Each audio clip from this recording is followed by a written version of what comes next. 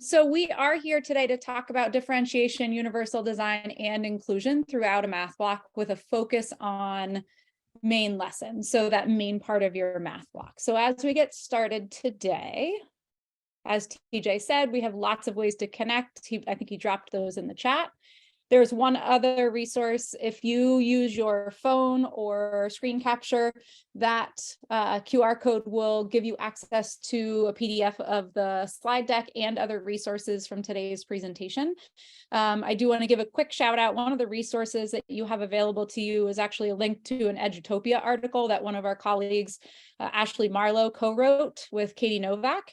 So that's there for you for some additional reading if you'd like to check that out, along with our website and the slides, as I said before. So if this is your first time with ALN or you're returning to us, I just wanted to start with sharing our mission. So really the reason that we're here and what we're really after is to cultivate a community of educators that promote math equity and inclusion for all students. And when we say all, and we're going to talk about that a lot today, we mean all. We mean every single student listed on your class roster. How are we including them? How are we differentiating our instruction? And then how are we really intentionally planning through universal design to make sure that all students have access to and success with math in their classroom? One other thing I do want to add, I neglected to add this in the beginning, is prior to my work as a full-time facilitator with All Learners, I was a classroom teacher for 17 years. So I am one of you. I am part of the community of educators that was really inspired by this work. I had the privilege of working with John Tapper, our CEO, as an interventionist in our school, and it was really inspiring and impactful on me, enough so that I left a job I absolutely loved as a second grade classroom teacher to join this work. So please, please, please know that I am with you in spirit. I am with you, my heart and soul, as a classroom teacher. And I do look forward to hopefully giving you some impactful things to think about in your own practice when you go back to your work in your own classroom. Our first opportunity to engage with each other is just to get a sense of who's in the room, who's with us today. So if you could just take a moment in the chat, just drop, where are you coming from? Include your state. I think there are some people from far and wide. We'd love to know where you're coming from. And then what do you teach? If you're an interventionist special educator, you can just acknowledge that and include the grade band. If you're a classroom teacher, certainly the grade. And then really being thoughtful about what's one way you create space for some of the big ideas we're going to be talking about today, either differentiation, universal design, and or inclusion in the math classroom. So if folks want to just take a minute of private think time, construct your response, and just drop it in the chat. That would be a great way for us to get to know who's in the room. Lots of folks from Massachusetts, Vermont, New Hampshire. California might take the prize from farthest away. Texas. Also saw someone from Wyoming, Curly. Oh, nice. North Dakota, I see. South Carolina, Arkansas. Lots of representation from all over the place. Pennsylvania, Colorado, Illinois, Canada. Seattle is here as well. That's so exciting. People from far and wide. I'm so excited that you could join us today. And even with the time change, thanks for those of you that are coming more in the middle of your day than toward the end of your workday. We appreciate you joining us today. So as we continue to move on, we'll just focus on our purpose for our work together today. We're really going to highlight just the foundational components of differentiation, universal design, and inclusion, and then really look to integrate those into a balanced math block to meet the needs of all students. And as I said at the beginning, with a real focus on that main lesson, that meat of your math block. So with that said, let's just go over very quickly, what are the fundamental ideas when we think about universal design, differentiation, and inclusion? So we're all on the same page when we think just about the basic principles behind each one of these. So first, when we think about universal design, we really think about this proactive framework. We really think about what kinds of environments and experiences are we designing and implementing to provide access and challenge for all kids. So really, what are those things that we're doing ahead of time in our instruction to make sure that all kids' needs are being met throughout the entire math block. Next, we'll talk about differentiation is really that practice that responds. So is responsive to the individual unique student, but still takes into account those content goals with that high level of rigor. It offers students learning opportunities that meet their readiness and interest within an inclusive environment. And then finally, just this very simple fundamental idea of inclusion is really when we think about the learning environment experiences, what modifications, accommodations are we making in the moment to support all kids when they need them, and to include all students throughout a balanced math block. I think the important thing that kind of links all these together that I often think about is it's not appropriate for me to tell students what they're capable of, but for me to show them that they're valued, that their competency is always celebrated, and where access and success is a right, not a privilege. So how do I bring all of these things together by making everyone feel like they are a part of the math classroom from the moment they walk in to the moment that they leave?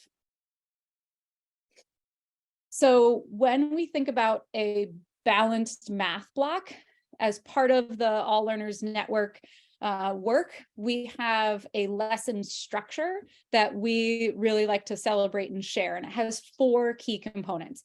Launch, which is 15 minutes. We'll talk about it very briefly today. As I said, we're going to focus on main lesson more. And then we have that main lesson. You might think of it as your mini lesson, but it's where you might implement a program. That's that meat of the math problem solving work. And then menu, that's a really key part of how we differentiate our math instruction for all kids. And then a closure. How do we wrap up the learning for the day and do some thinking forward into learning that's coming? I'll give you a moment just to take a look at, if you haven't already, the graphic on the side, which will really help frame some of our thinking around what these big ideas mean when we really highlight universal design, differentiation, and inclusion. What's good for one is often good for all. So how do we ensure that we're doing that in all parts of our effective math block? So I'll give you just a second while I'll stop talking to finish reading that for yourselves.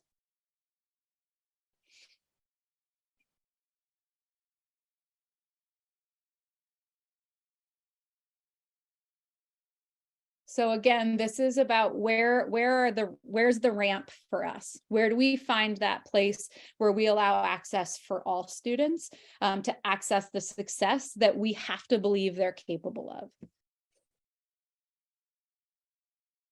So as I said, we are going to go through a balanced math block with a big focus on main lesson, but I wanted to just show you the 4 components if you haven't familiarized yourself with them or experienced them before, if this is your first go with some All Learners Network work.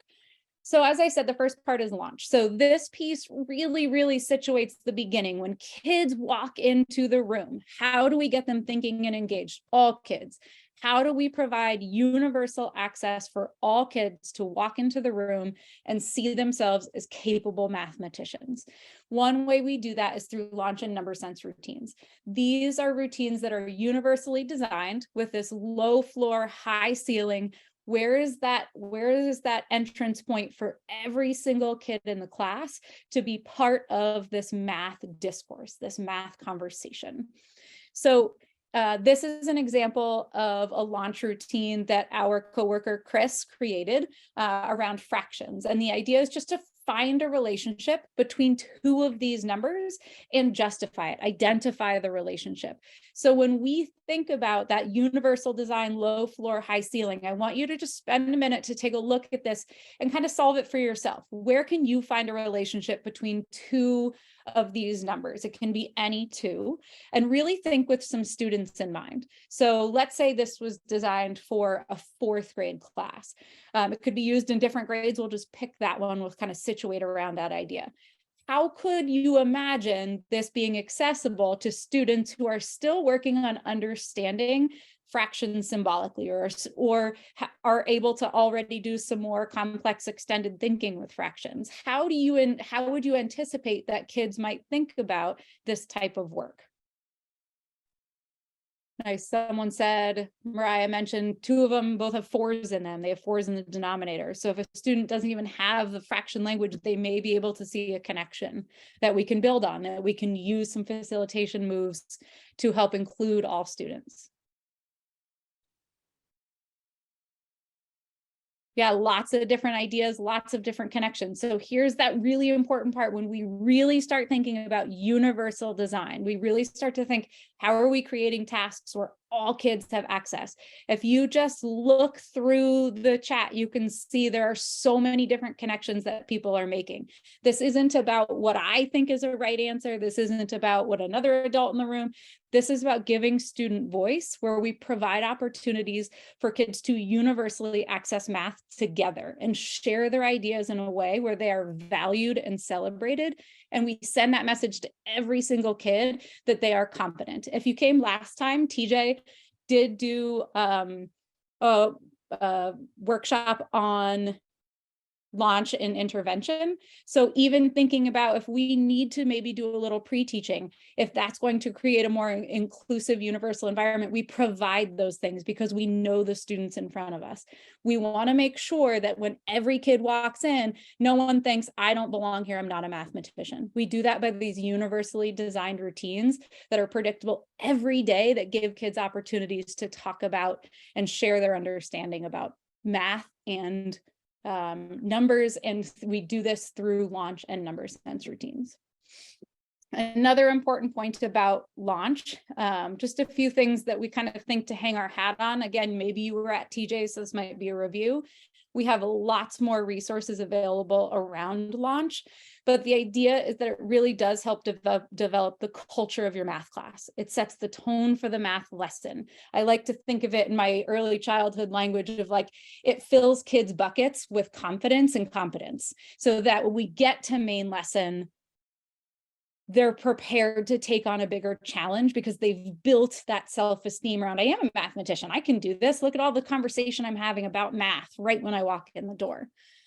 It helps to make a mental shift to the world of mathematics, and it does provide entry for all learners.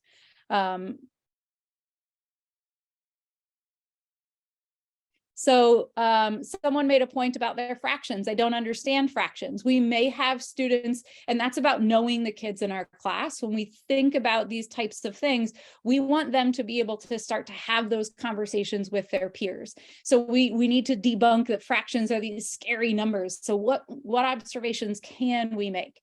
So some folks just made observations that there's 4s in 2 of the numbers. So really just starting to take at face value and honor what every student says, and really thinking about our facilitation moves and how we draw kids in, not exclude. So how do we bring everyone in through those conversations? Thank you, Doreen. Yes, can you see my 2nd grade primary voice is showing when we talk about filling buckets, for those of you who live in that world. So again, we have lots more resources on launch. I just wanted to show that example, one example of how we start our math block with this universal inclusive design. And then now we're going to take a look at and move into some main lesson work.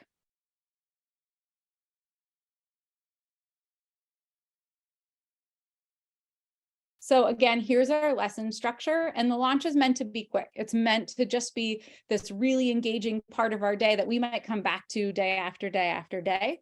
And then we really move into this main lesson. Again, as I said before, this is the place where you might think about implementing a math program, or maybe a district curriculum that your school or district has developed in partnership with a program or a few different resources. This is that place where we really want kids to experience all parts of universal design, differentiation, and inclusion. This means every single kid. This is an opportunity for kids to build collective capacity and growth through math problem solving. So I'll show you a little bit more background when we talk about main lesson, what that really means. So when we're thinking about main lesson, we're really thinking about it as this place where there's inclusion and access for all. So now I have to start thinking about what types of tasks can I put in front of kids that have these multiple access points, that has the potential to allow all students a way to start, a way to engage in really productive struggle, and a way to really think about and tackle challenging math ideas. And we do that through making sure that the tasks we put in front of kids are really truly quality tasks. And then this is that opportunity where we have time for guided practice, where kids are really grappling with ideas together. So moving away from this direct instruction, I do, we do, you do, and really moving into more of a framework where it's you do, you all do, and then we do at the end together.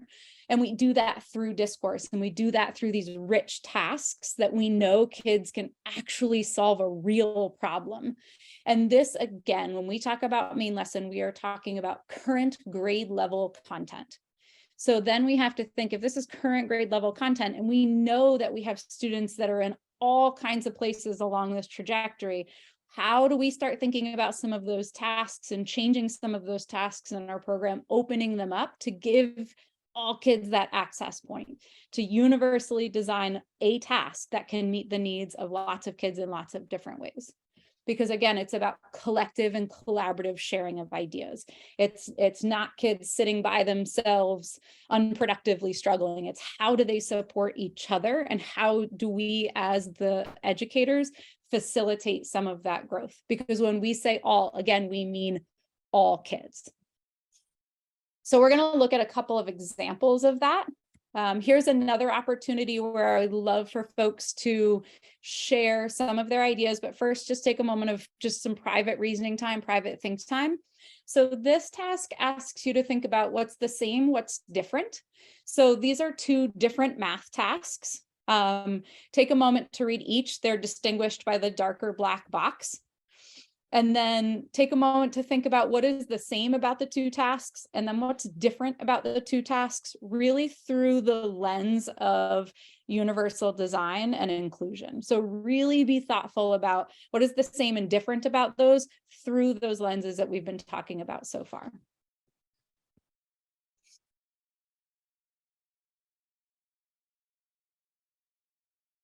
Nice. Mariah is sharing this idea about how we think about the bottom one might get kids really stuck into a particular operation. I can't do it, where there's more open-endedness to that first one.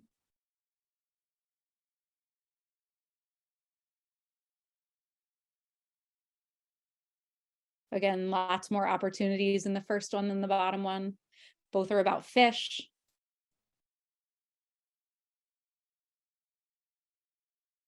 Yeah, Jennifer talks about how there's really only one right answer in the bottom one.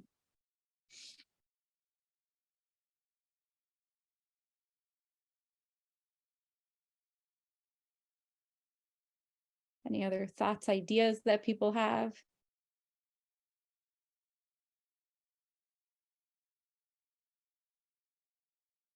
Nice, Lindsay. Yeah, that critical idea of they have to think, they actually have to make sense of the problem in a way that works for them. Yeah, I can apply nice, thanks, Erin. Yeah, I can apply some different ideas. I could round. Yep, the design is a little different. Absolutely.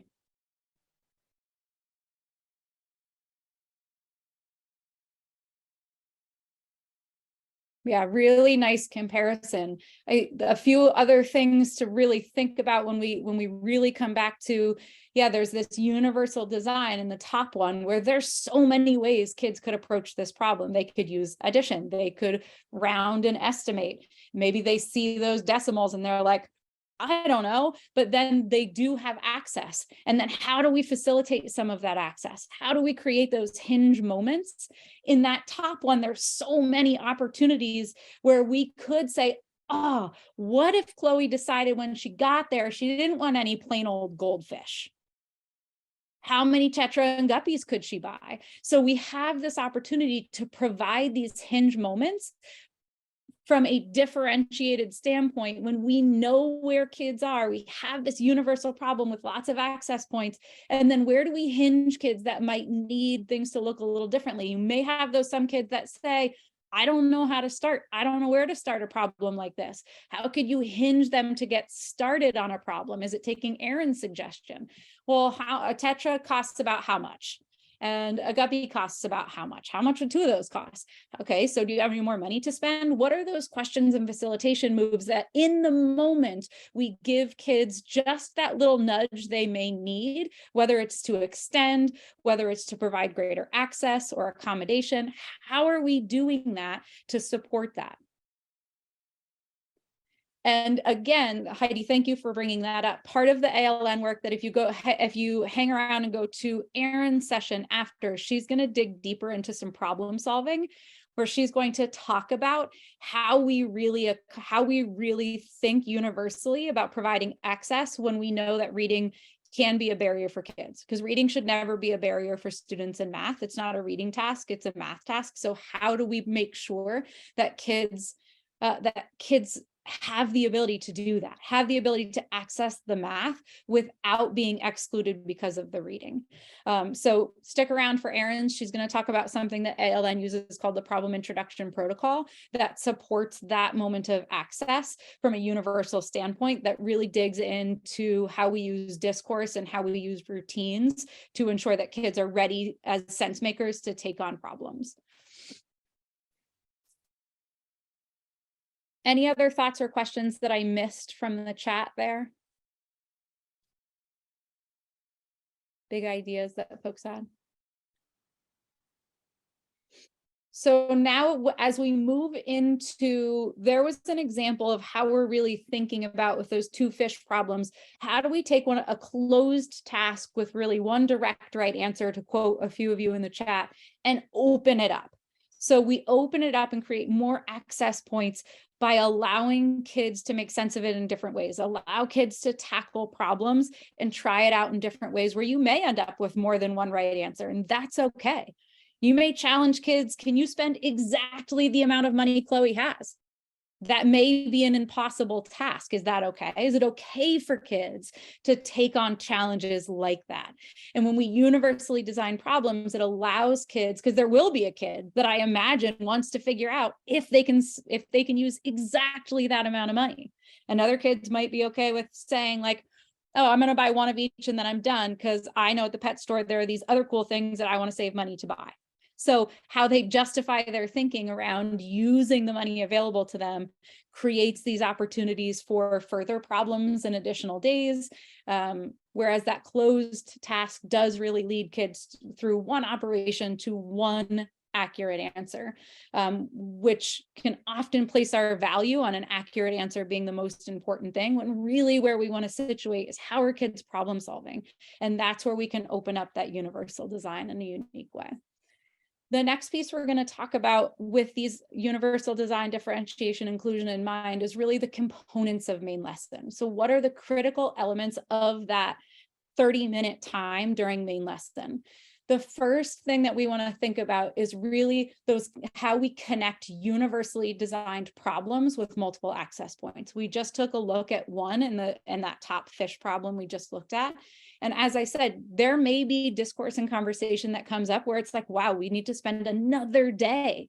We need to really think about, we had so many big ideas and questions we were asking about Chloe's money and the combinations of fish that she could buy. We're going to take another look at this tomorrow. We're going to come back to it. We're going to connect these problems, because when kids share this prior knowledge, then they're not as bogged down. That helps with inclusion, that helps with access. The next piece is around math tools. When we're thinking about setting up not just the task, but the learning environment to be designed to support all kids' access and success, we want to think about what are the math tools that should be a part of the math classroom, the math experience every day that students are choosing between. and then using with intention to solve a problem. So not if you need them, or I'm assigning a certain group of kids these math tools. They are available, and asking the question of which math tools might help us do some problem solving to help us figure out and solve the problem. TJ just made a great point in the chat where get out coins. Get out the math manipulatives, the money that you have available to you. Really be thoughtful about, are there virtual manipulatives that may support kids with gross or fine motor challenges? There's all of these things. The more we know about the kids, the more we can make sure we establish an environment that supports that. TJ, thanks for adding in those suggestions. As we go, make sure you're watching the chat. There's a lot of great things happening there that can really help our conversation as well. And then choice. We want to think about students have to have the choice for how they demonstrate learning. So we think about that in terms of the math strategies, the models, the tools they're using, or the media that they might be using to explain their thinking or justify their thinking. The next piece is when we think about designing that whole part of main lesson universally and inclusively, we really want to think about discourse, that this is a collaborative time of the math block where students are problem solving together. They're comparing their strategies, they're comparing their ideas, they're asking each other questions. This part cannot be overstated. This is the time where kids are grappling with real problems, where they have opportunities to use each other as resources. And we have this movement of knowledge now that allows kids access in different ways. Maybe they hear something from a peer that allows them greater access to the problem. And we're not talking about homogeneous groups. We're talking about groups, heterogeneous groups, where kids are working together and really sharing their ideas and thinking productively through that struggle. The last part of main lesson, once kids have had that opportunity, one of my most favorite parts of teaching is really when kids have tackled a problem for a while, is how we bring them back together to then universally and in a very inclusive manner, look at and discuss their models and strategies through a very public sharing. For me, this is also about equity. This isn't coming back together and asking kids to raise their hands of who wants to share. This is a very intentional practice where I'm going to facilitate different models and strategies that are important to our math target, and helping kids, all kids, see themselves as a productive part of the math classroom by publicizing their work and having kids discuss their ideas to grow that collaborative understanding, that collective knowledge. That promotes that inclusive nature, because now I'm asking kids. You may be able to identify right now, there are voices in your math classroom that maybe you haven't heard a whole lot. I can use this public sharing of models and strategies to give their voice the value that it deserves. The next part to think about here is, now we've talked about sort of the environment and the big idea of main lesson. The more nitty gritty, again, if you stick around for Erin's, she's going to get into this a little bit more with some different examples. But when really the boilerplate for building the actual task. So first we talked about how we really think about opening tasks by comparing those two. What we really want to think about for the task itself from a universal design and inclusion standpoint is, how do we connect with a hook? How do we give that prior knowledge, that collective understanding, kind of a little lift to start the math time?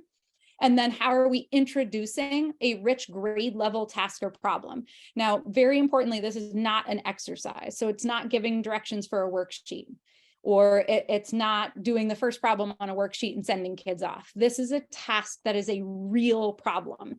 TJ is much better at quoting Marilyn Burns than I am. So help me out here, TJ, if I don't get it right. Marilyn Burns says something about kids have to tackle a problem. If there's no problem, there's nothing to solve. So there's no work to be done. So we have to make sure that when we're really thinking about main lesson, that we go beyond the exercise to really think about some problems, some authentic problems that kids need to tackle every day. And then to do that, how'd I do, TJ? Okay. Okay, thanks. And then we want to make sure that we honor every individual student's private reasoning time.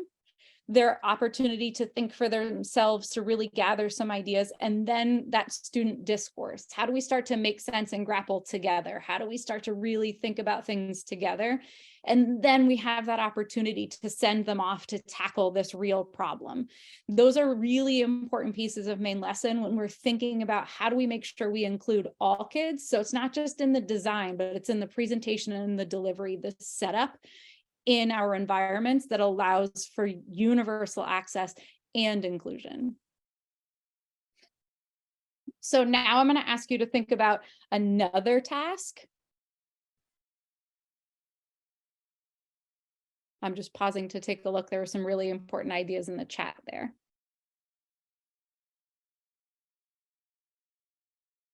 Yes, Susan, absolutely. And again, if you stick around for Erin's, she's going to dive into this part even more. Really, when we think about part of the problem introduction protocol is exactly that. Before the kids go out, there's a question of how could we solve this problem? So on the screen, you can see this is a problem designed for kindergarten. And you can take a look, you can read over the problem, but absolutely one really, really important piece of getting kids ready to solve is to brainstorm strategies. That's that private think time, that quick share out. How could you solve this problem? That might be what math tools might you use. It might be what operations might you try. It might be, it's a way to get kids thinking and hearing that there are lots of possibilities. And then we reinforce that at the end with the way we publicize student work. So here's another task. As I said, it's a kindergarten task. You can read it for yourself. And then I just want you to think about, again, we'll drop these in the chat, and really frame it around this question of how does this task invite all students to engage with grade level content? So in thinking, there are some smaller questions in here. So what are the foundational skills connected with this target? Who might be excluded if it's presented this way, and what accommodations would ensure inclusion and differentiation? Those questions, I think TJ just highlighted, is about to drop them in the chat. Those are really important questions that we should always be asking in our planning before implementation, because those help us to think about and bring to the forefront, is this universally designed? No task is perfect. If we could design tasks that were perfect, we would be millionaires and everyone would use them. And it's really hard to do that because every group of kids is dynamic. So how would we have to accommodate? When we think about the students we have in front of you, how might we accommodate? How might we think about making this more inclusive and accessible? Yeah, lots of folks, depending on where you live, we're in Vermont, apple picking is a real part of our culture. It might not be in other places in the world. So this might not be the problem that you want to use because the context doesn't fit. That's a reality. So that's where our teaching expertise and knowing our students allows us to pick and choose, no pun intended, from those experiences and the types of tasks that we ask. So absolutely, if the context doesn't work, so really thinking about, yeah, it could be a grocery store. Absolutely, you could change it to a grocery store if you live in, or maybe you live in a place where you're picking oranges, or you're doing something else, and there's a quick shift that you can make that makes that more authentic for the kids in front of you. That right there, by providing more prior knowledge and experience, creates a more universal and inclusive task.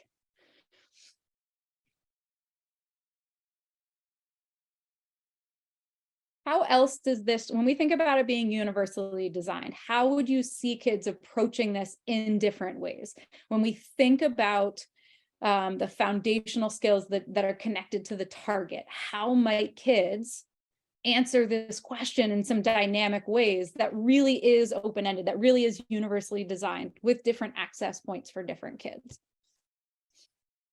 If you just want to drop your ideas, okay? Yep, they could definitely, there might be different tools because it doesn't say you have to use their particular model or strategy. That's very intentional. It just asks you to show it. Hey, Carly, I think that question you asked about who might it exclude doesn't mean that you have to not like someone mentioned food insecurity, which is a huge one we talk about with launch as well. And I think it's not, oh, I can never have a problem that's about food, but if I look at my problems over time and the bulk of them are about food, then I'm really excluding and marginalizing a student or group of students. So just being aware of that. Yes. Yes. Certainly, I know someone had mentioned, if you have a student living in foster care and this is a problem about family, again, you would want to be very careful about those types of problems. It doesn't mean you exclude them all the time, but be very thoughtful about knowing the kids.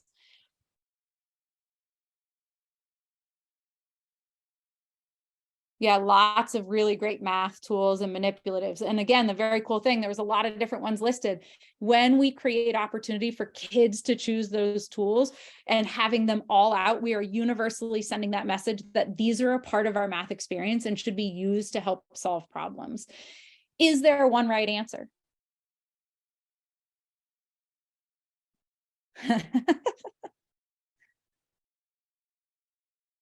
Could kids get a variety of answers to this problem? Lindsay, are you willing to say more? Yes, they could. Absolutely.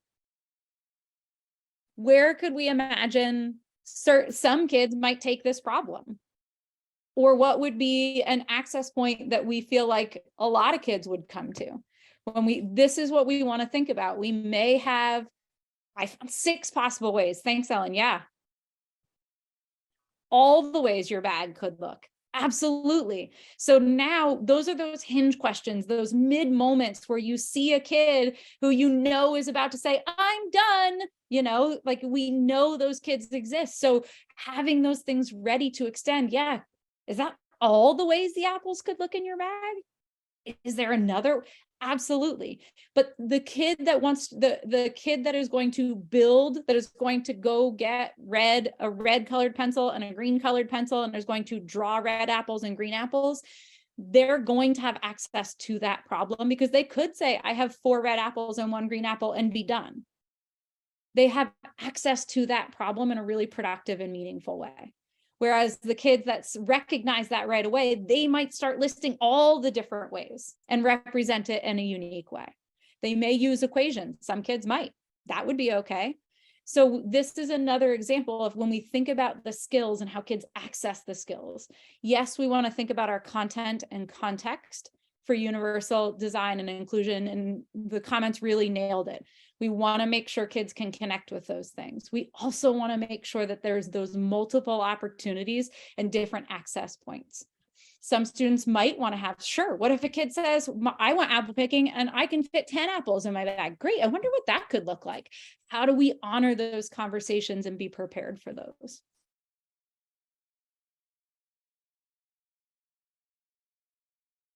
So I mentioned this before, and I want to spend a little bit more time with this idea of how we universally design our main lesson time to include all kids and to provide this differentiated experience to make student work public. So there is a resource by Margaret Smith and Mary Stein called 5 Math Practices for Orchestrating Productive Math Discourse, I think is the complete name. I'm seeing my fellow discussions. ALNers nodding their heads. If you don't know that book, it is an excellent resource to think about framing the selecting, sequencing, connecting. So the idea here, let's take the apple problem that we just looked at.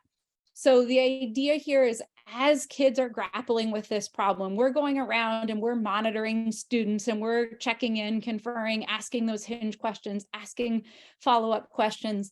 Then we want to start thinking about, how do we want to publicly share? How do we want to get kids to really grapple with these different ideas that we're seeing? So this is where the selecting part comes. We want to choose student work to exemplify the target, whatever it is we're focused on. So maybe we're looking for, in kindergarten, maybe we're looking for different strategies, different ways to solve problems. So this is the place where I can start to include all students in my facilitation. Maybe there's the kid in the class that is really hesitant to talk as a mathematician.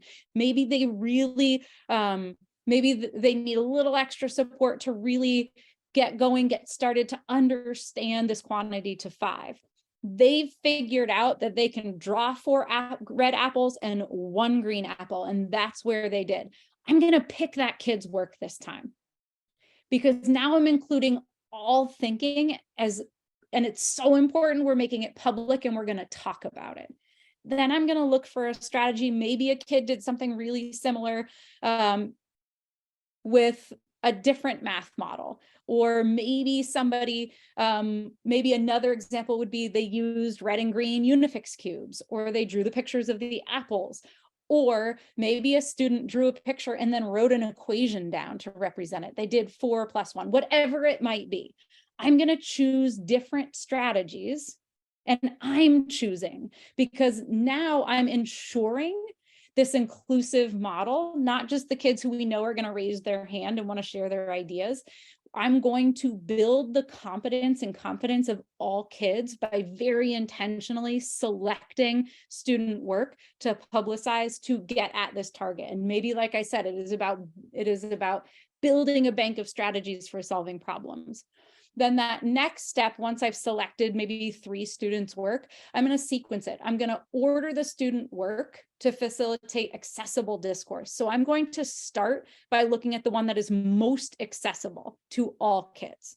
Again, that's about how am I designing it universally? How am I differentiating to meet the needs of kids? How am I creating this inclusive environment where all kids' thinking and problem solving is valued and celebrated? So then when I sequence and I start with the most accessible, and then from there, we take a look at the next most accessible, and we start to ask, how are these connected? How are these strategies the same? How are they different? How do they fit together? So and that moves us into that connecting work. And all of this is giving kids the opportunity and the ownership to talk about their math thinking, to understand that these different models and strategies fit together and are all important parts of our job as mathematicians. I am including all thinking as part of the learning experience. And by making it public, we send that value statement that we want to know that there are flexible ways. And all of you are mathematicians and capable. And look, these things even connect to each other. And the more connections we can make, the more successful and flexible mathematicians we're working to foster. So, and again, at the end, I touched on that. How do we then start to connect different kids' models and strategies to increase access by using the students as the authority? Hey, that strategy and that strategy. So now that student that maybe doesn't always see themselves as part of their math class, now their peers are saying, hey, your strategy is just like my strategy. How does that start to shift their thinking in a really positive, productive, inclusive way? And TJ, thank you for dropping that in the chat, that resource. So I just want to summarize main lesson. And here are just some of those connections when we think about universal design, differentiation, inclusion. Really, main lesson is an opportunity to provide just multiple means of engagement, representation, action, and expression. So that comes from CAST. And in the Padlet, there's a link to the UDL guidelines that really give lots and lots of more information about universal design and how we think about that through those 3 components. The next piece where we're making those connections to our 3 big ideas is about organizing the learning environment.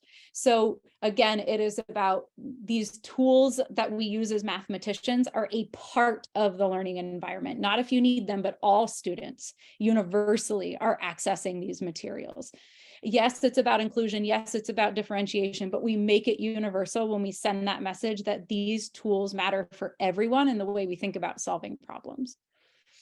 And then another connection we can make is around choice and voice, when we are opening up these tasks where kids can approach them in their own unique way and justify their strategies and models in their own unique way. So now it's not about what the teacher view of it is, it's them as the authority bringing that work together.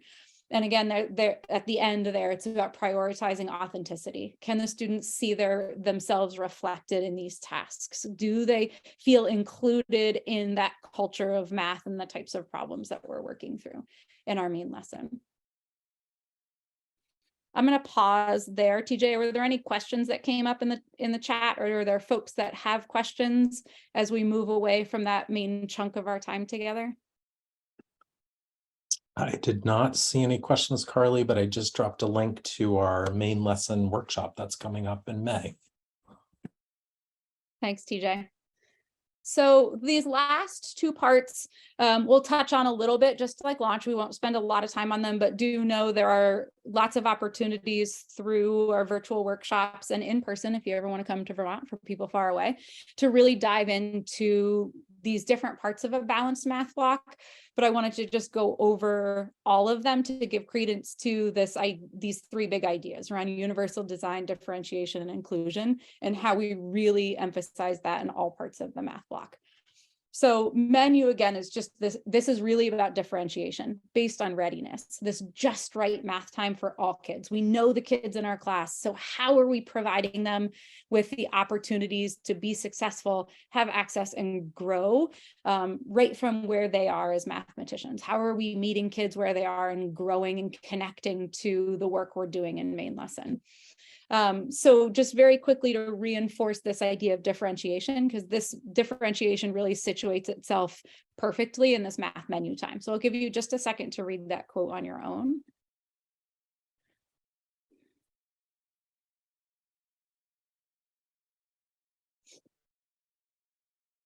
So at All Learners, we really talk about this idea, and we can really exemplify these words from Caroline Tomlinson through math menu. So I'm just going to give you a very brief overview of sort of the critical components of menu.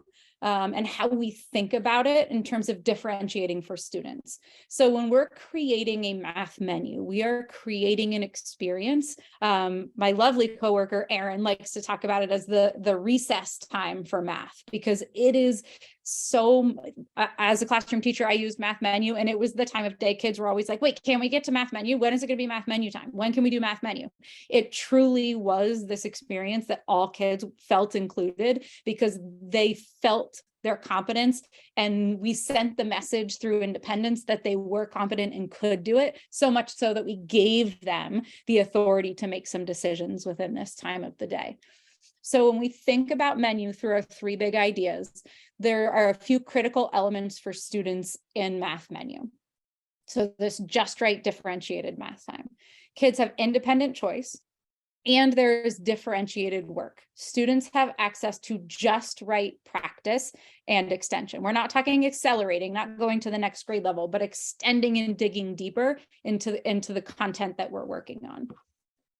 There are also two critical elements of menu for teachers, and these two are really important and take time to build up to. This is a very hard thing to roll out and implement all at once. But the one goal we want to get to, and here's where our universal design comes in, is ultimately for menu, we want one universally designed menu with differentiated and inclusive parts. So everyone in the class is working from this same menu of choices. And within that menu of choices, we have ensured we've thought about every student in our class and said, okay, here are their access points. Here's their access point. Here's their access point. So every kid can look at this menu and see, I belong in my math classroom. Here's the work that is just right for me that I can tackle independently. Here are games that I can come back to and I can play that make me feel like a competent mathematician and help me grow. These are the places where our design, our universal design with one menu, really moves away from tracking based on readiness and makes all kids part of this inclusive universal experience. The other piece of this is that during menu, because kids are independent, we now can differentiate even more by providing this targeted intervention, conferences, and extend learning in small groups. So the one thing that is really important to know about menu is it is not about completion of all menu parts. Students do not have to complete all parts of the menu. Typically, it's broken down into there are must-dos and there are may-dos, and students navigate based on their readiness. So it's not about every single thing gets done on the menu every week. It is truly about kids making choices that allow them that independent practice and success. So I'll give you one example of that as we think about wrapping up today. So when we think about differentiating menu, this may be one that we give to second graders. Here's a template that I put together. The links are to our online platform with the resources that are available. But when all kids get this menu, they should be able to open these resources and find those places where they feel successful and have access. It's the one menu. And the kid's choice and helping them understand those just right places. And it is okay for them to take on challenges. That's what we want them to do. We want them to see that competence and take that on through this one menu. And we have to prepare the routines and the environment to allow that access, to allow them to understand and navigate that space. So it's a lot about routine. And then again, that teaching happens in flexible groups. If we have kids, and I did this with second graders, they could be completely independent, which I could then pull a small group of kids to work on a particular strategy that might connect to the grade level content. And I'm not going to get the shoulder tappers, the Mrs. Epstein, Mrs. Epstein, Mrs. Epstein. It's going to allow me that time to really differentiate and meet the needs of every kid in my class. So very quickly, just some connections to menu when we think about our big ideas. So there is some pieces around SEL that can't go unsaid here. It does give kids opportunity to practice those social emotional skills. It also optimizes choice, agency, ownership. That's us sending a message about their competence as mathematicians. And then what populates menu is chosen very intentionally by our assessment cycles in response to student need. So that brings us back to that key foundational idea of differentiation. And then it provides multiple means. Here's our universal design. How are kids making choices? How are they picking tools? How are they interacting with each other? How are they managing their progress, monitoring their progress? That all gives every single kid is included. Every single kid has opportunity to make those choices. And then to wrap up today, we always wrap up with closure. So we'll do the same thing today. It's the short time where we really think about how are we bringing kids back together at the end for this really optimistic experience to say, like, where do we need to correct? Where do we challenge, connect, all celebrate, question, extend? This is the time to bring kids together around the big idea that they were experiencing in math that day. And then I'll give you an example based on the work that we did. Whoops, I clicked on the wrong screen. Sorry about that. So for our work today in that whirlwind hour, we're coming up on the last couple minutes here. So the optimistic closure, I'm going to ask you to choose one.